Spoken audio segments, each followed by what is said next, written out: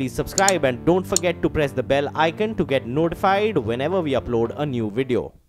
आगे बढ़ने से पहले क्विकली भारतीय बाजार आपकी स्क्रीन पर और हफ्ते की एक बेहद कमजोर शुरुआत होती हुई इस समय दिन के लोस के आसपास 3/4% या उससे ज्यादा के दबाव के साथ सेंसेक्स और निफ्टी में हो रहा है कामकाज। 10,650 भूल जाइए, 10,630 के नीचे इस समय हम कर रहे हैं ट्रेड। तो दिक्कत भरा बाजार।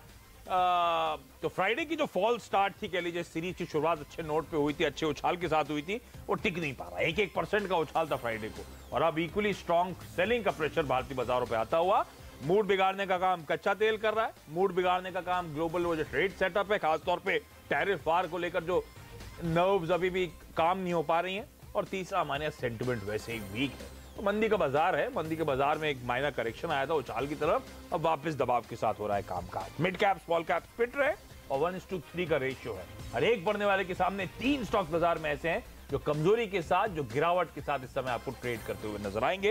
लेकिन चलिए, कोई भी बाजार में इंटरेस्टिंग मूव आएगा तो लौटूंगा। इस समय इंटरेस्टिंग मैनेजमेंट रडार पे इंडो स्टार कैपिटल फाइनेंस के एग्जीक्यूटिव वीसी और सीईओ साहब आर श्रीधर मेरे साथ जुड़ते हुए। श्रीधर सर, स्वागत है सीएनबीसी आवाज पर आपका और thanks a ton for joining us sir. अच्छा, पहली बार मैं बातचीत कर रहा हूं इंडो स्टार की आपसे। तो ये कंपनी मैं पढ़ रहा था, स्ट्रक्चर्ड टर्म फाइनेंस देने का काम करती है कॉर्पोरेट्स को और एसएमईज को लोन देने का काम। ये पहले मूल धंधे थे, अब आप डाइवर्सिफाई कर रहे हैं। तो डाइवर्सिफिकेशन पे आगे आऊंगा मैं।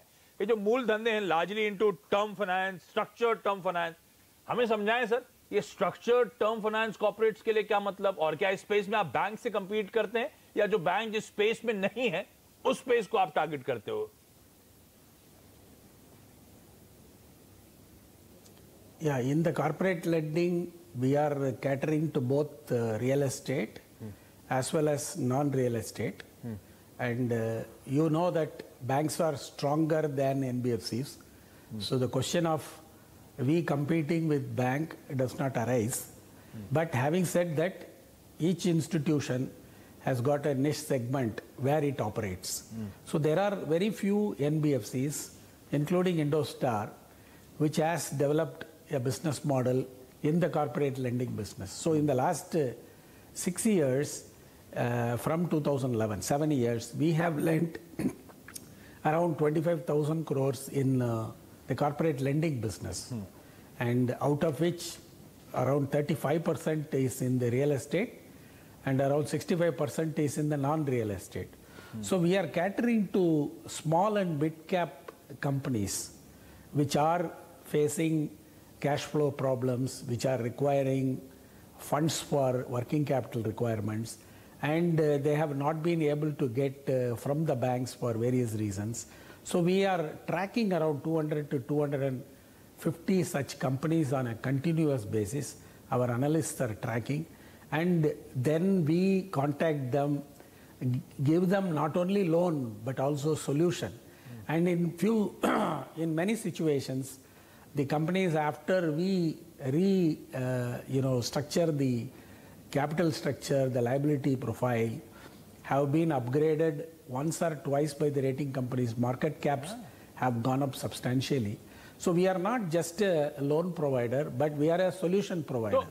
So in that respect, we are different from the banks. Sridhar sir, जो जहां पे बैंक्स लोन नहीं देते उस स्पेस में जाते हैं आप, उनको डिफरेंट सॉल्यूशंस प्रोवाइड करने का काम करते हैं। तो जिनको लोन नहीं दे रहे बैंक्स, मतलब कि उनकी एसेट रिस्क शायद होगा बैंक के लिए, इसीलिए उन पे वेंचर नहीं करते, उन्हें फंड नहीं करते। तो आप रिस्कियर साइड पे ज्यादा जाते हो, ये दिक्कत वाली बात नहीं धंधे के लिए? नहीं. So when I say banks are not giving this loan, but every company, as you know, have got multiple lenders. It's not that one lender is going to cater to the entire liability requirement of any company. But when they are approaching a bank and it takes time for various reasons and all that, they come to NBFCs which are doing the work in a very quick manner and get the loan to the client in a very fast manner. So that is why they come. And then the value we add to the promoters, so the promoters don't mind paying a little more to the NBFC, get the work done, and then when they access cheaper credit, they repay our loan. So we have, when you are asking about the quality risk, I would say that out of the 25,000 crores we have disbursed, Today we have got about 6,000 crore outstanding, which means 19,000 crores have been repaid by the borrowers. And for your information, I am very happy to say that we do not have even 1 rupee credit loss. We have only one NPL account, which also we will close this year. So the quality of the portfolio has been extraordinary in Indostar. So 31st December 2017 में जो 1.3% gross NPA दिखा रहा था ये company की books, that basically is वो जो एक कस्टमर जहां से अभी पैसा नहीं आया है, आप कह रहे हो वही एक दिक्कत वाली बात है. Yeah, only one case we have, one contract which has got NPL in corporate lending. Few cases we have in the SME, that's why it's 1.3. And this case also we will close without taking any loss. अच्छा IPO के time पे दो concerns थे. अभी मैं धंधे पे हूं, बाद में आपके डाइवर्सिफिकेशन पे जाऊंगा. एक तो high exposure real estate sector का, तब 42% था, अब आप कह रहे हैं 35% के आसपास कुल लोन बुक का, और उसमें भी कहा जा रहा है कि कंसंट्रेटेड लार्जली मुंबई ज्योग्राफी में. और दूसरा 85% आपकी कॉर्पोरेट बुक 20 क्लाइंट फॉर्म करते हैं, तो क्लाइंट कंसंट्रेशन का रिस्क कितना बड़ा ये रिस्क है सर, और कैसे ये कंपनी डाइवर्सिफाई करने की कोशिश कर रही है या इन रिस्क को मिटिगेट करने की कोशिश कर रही है, चाहे वो रियल एस्टेट का तगड़ा एक्सपोजर हो या फिर क्लाइंट कंसंट्रेशन के issues? In both real estate as well as in the non-real estate, as I've told you, we have not had not even 1 day past due in every case, except one NPL which we have on 31st March 2018. The other one is we have not had even 1 rupee credit loss. We have not written off anything. So that clearly shows the quality of the loan in spite of this portfolio producing excellent profit. So that clearly indicates that we are not taking risk. That is one. The second one is that because you are talking about concentration, the company has already made initiatives to diversify into retail. We have already started SME, vehicle finance and home loans. So the proportion of corporate lending to retail has considerably changed on 31st March 2018. That we were having only 74% corporate lending and 26% retail. And in the next 2 years, it will substantially change, and we hope that the proportion will become 50-50 in 2020. That's our expectation. नहीं, तो आप जो vehicle finance की तरफ move कर रहे हो, आपको तो बाजार जानता है सर उस स्पेस के लिए कि आप जिस तरह की इनसाइट्स उस इंडस्ट्री में रखते हो, तो लोग तो अब उस स्पेस में बड़ा अग्रेसिव बेट कर रहे हैं. लेकिन हाँ, तो बेसिक आइडिया है कि आप अपनी कॉर्पोरेट बुक पे डिपेंडेंसी कम करने की कोशिश कर रहे हो, तो आप क्राउडेड स्पेस में उतर रहे हो सर. एक तो आप कह रहे हो affordable home loans, use vehicle financing, क्या इनफ रूम है एक और प्लेयर के लिए? और एक्सपेक्ट करूं क्या फिर मार्जिन प्रोफाइल, क्योंकि एक्सपेक्ट होता है कि इनमें मार्जिन बेहतर होते हैं, तो मार्जिन प्रोफाइल इवेंचुअली आपकी कंपनी इंडोस्टार की इंप्रूव होती हुई नजर आएगी यहां से? Say, like corporate lending, the one vertical which we are going to build in a big way is commercial vehicle financing. So the commercial vehicle financing segment is a fast growing segment. Having the cyclical nature of the industry, Indostar is entering at a very right moment when the industry is going through an upward curve. So there is an anticipation that in the next 3 to 4 years, the sale of new commercial vehicles will be robust. We are already seeing the traction and the growth of CVs in the country. So this is also going to increase extraordinary replacement demand. So Indostar is one of the very few companies which is entering into the used commercial vehicles. So in our commercial vehicle aspiration, predominance is going to be in the used vehicles. Few new vehicles we will do. So the proportion will be between 75% used vehicles and 25% new, and we are doing it 100 crores per month we are disbursing at 16% yield. And you will not see many NBFCs which are specializing in used vehicles. Only very few are there. So Indostar, which is going to cater to the mid segment, which is small fleet owners who are having 3 or 4 vehicles, will become a market leader shortly in that space. So that will give us an opportunity to increase the assets under management substantially. So corporate lending is one vertical and commercial vehicle is another vertical. Both will be a 15 or 16% yield, which is 600, 700 basis point spread businesses, this is going to be 75% of the total assets which Indostar will have eventually. अच्छा, जब आप diversify कर रहे हो तो diversification तो interesting है, आपका फोर्टे रहा है उन स्पेसेस में, इनसाइट तगड़ी है, पर एक डर है कि ये कंपनी प्योर कॉर्पोरेट लेंडिंग से अब रिटेल लेंडिंग की तरफ डाइवर्सिफाई करने की कोशिश कर रही है, और उसके चलते हाल फिलहाल तो दिक्कत होगी, प्रॉफिटेबिलिटी में शायद स्ट्रेन देखने को मिले, और क्योंकि और समय लगने वाला है, क्योंकि इंटेंसिवली कॉम्पिटिटिव स्पेस में आप लोग उतरना चाहते हो, तो मैं एक्सपेक्ट करूं आप लोग फैक्टर इन कर रहे हो क्या कि प्रॉफिटेबिलिटी डेंट होती हुई नजर आएगी आने वाले कुछ सालों में, जब तक आप इस स्पेस में पकड़ बना पाओगे? No. See, as I have told you, this space which we are going to operate is niche segment. So the commercial vehicle financing segment has very few players who are there in the used vehicles. So used vehicle is a business which our team has done for a very long time, including me. We have spent 3 decades in the used vehicle financing, so we understand that business better. Yes. We have built a team of 800 to 900 people in 1 year's time, which have about 10 years experience in that business, which many companies have been unable to do it. So Indostar will be a market leader in the next 3 to 5 years in used vehicle financing in the customer segment of 2 to 3 vehicle owners. So that is our aspiration. So one side we have the corporate lending where we have proved last 7 years that asset quality and profitability are fantastic, and with the kind of a scenario which is prevailing in the corporate lending business vis-a-vis the banks, NBFCs are hot favorites to improve their position in the corporate lending business. So we are very confident that both these businesses will grow substantially. अच्छा sir, NIMs आपकी company के improve हो रहे हैं over the years, मैं देख रहा था कुछ स्लाइट इंप्रूवमेंट है, पर आप अभी भी अपने पियर्स से, जितने तमाम लिस्टेड पियर्स हैं एटलीस्ट, उनसे तो ये आपके NIMs जो हैं कमजोर नजर आते हैं। एक रीजन कहा जाता है कि आपकी कॉस्ट ऑफ बोरोइंग बहुत ज्यादा है। मुझे NIMs की पिक्चर यहां से समझाएं, और एक में डायरेक्टर साहब वो प्लेट फायर करें जो आपने 3 साल की ग्रोथ दिखाई थी, तो एक NIM कैसे एट विद पियर्स आप ग्रो करते हुए नजर आओगे, एट पार जाते हुए नजर आओगे sir?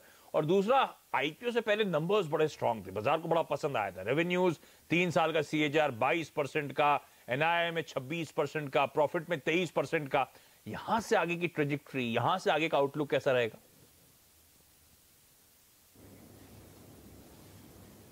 See, when you talk about the net interest margin, I have talked about spreads in the business of corporate lending and the vehicle. In both these businesses, where we are going to have 75% of our assets, we have about 6 to 7% spread. So the NIM will be much higher than that.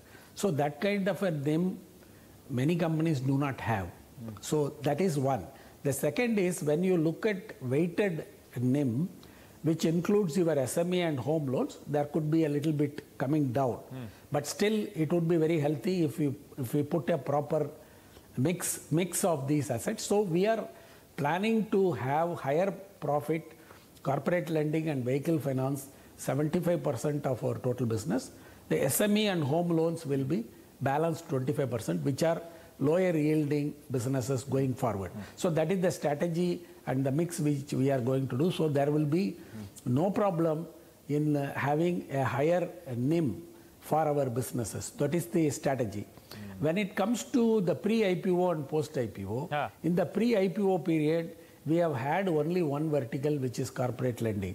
So which had higher profit and lower expenditure and all that. But for building a retail platform for vehicle as well as home loans and SME, we have to employ a lot of people, open a lot of branches. True. So we have already opened 125 branches. We have got 1,500 employees now. Okay. So these are all operating expenses. So unless you make an investment, you can't build retail.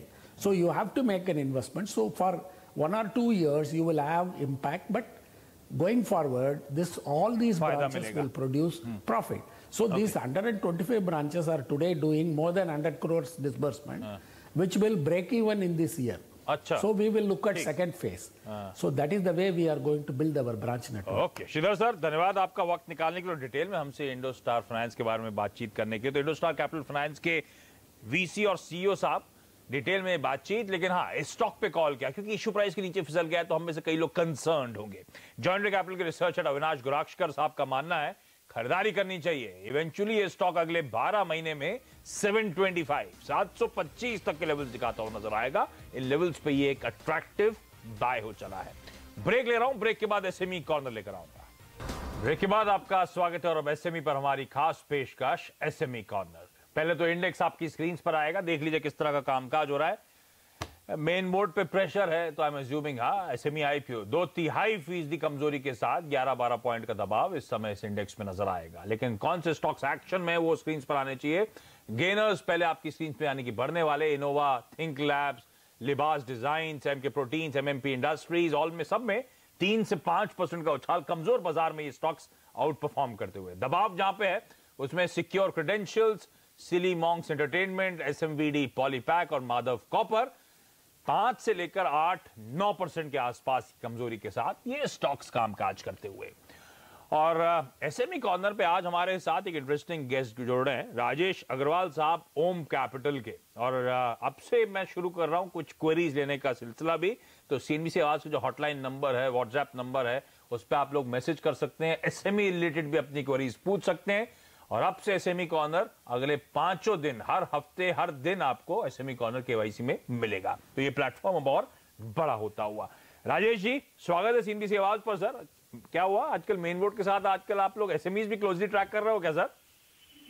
देखिए एक बहुत बड़ा market खुला है SME की अगर बात की जाए तो। बहुत सारी छोटी कंपनियां आ रही हैं बाजार में, अननोन कंपनियां जहां प्रोस्पेक्ट्स बहुत अच्छे हैं, जहां ग्रोथ की उम्मीद बहुत अच्छी है। हालांकि रिस्क भी ज्यादा है क्योंकि छोटी कंपनियां हैं, बट अगर सही कंपनियां चुनी जाएं तो मुझे लगता है कि मल्टीपल ग्रोथ इन सेक्टर पे हो सकती है। ना तो रिस्क है, इसीलिए आप लोग जैसे एक्सपर्ट की जरूरत पड़ने लगी है सर। तो उम्मीद करता हूँ रिस्क मिटिगेट करने में आप लोग हमारी मदद करोगे।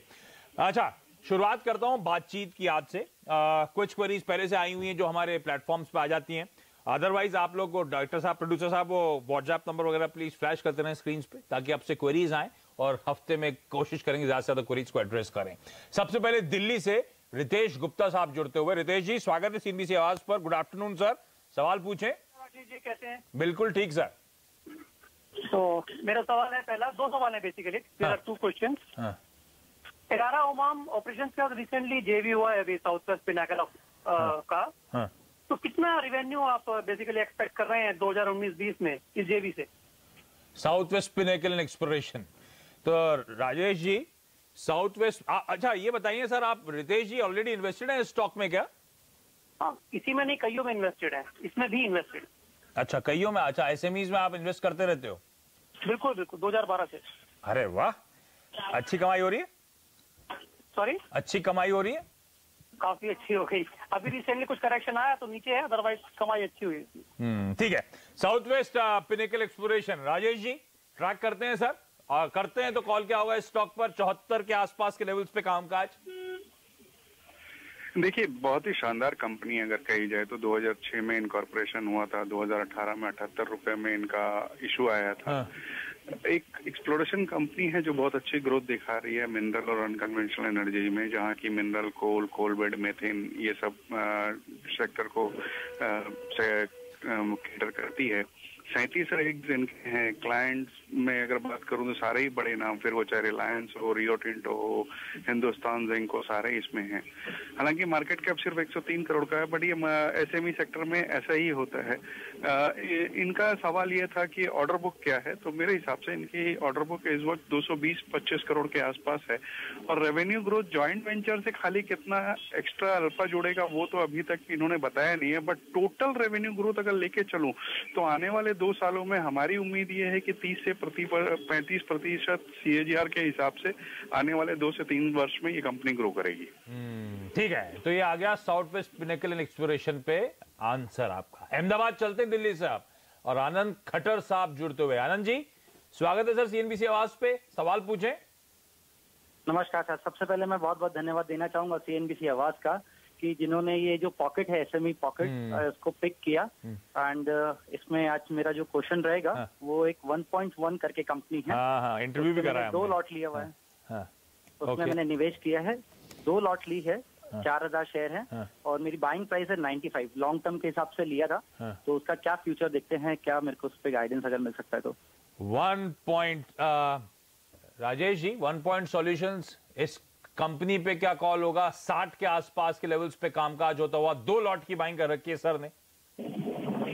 देखिए बिल्कुल बने रहे हैं, लंबी अवधि के आप निवेशक हैं और मैं समझता हूँ एसएमई में सबको लंबी अवधि का ही विजन रखना चाहिए, क्योंकि छोटी अवधि के लिए यहाँ वॉल्यूम्स कम होते हैं, बट लंबी अवधि के लिए बिल्कुल बने रहें। अब देखें ये बीपीओ बिजनेस पे है जहाँ बीएफएसआई, टेलीकॉम, हेल्थ केयर और रिटेल को कैटर करती है। सबसे पॉजिटिव बात इसमें जसपाल बिंद्रा साहब ने, जो कि स्टैंडर्ड चार्टर्ड के हैं, 0.76% स्टेक लिया था प्री आईपीओ में।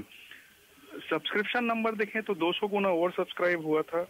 बॉटम लाइन देखें, फुल ईयर FY18 की अर्निंग 9.5 करोड़ रुपया आई है अगेंस्ट 6.5 करोड़ रुपया। मार्जिन्स में बहुत जबरदस्त इंप्रूवमेंट देखने को मिला है।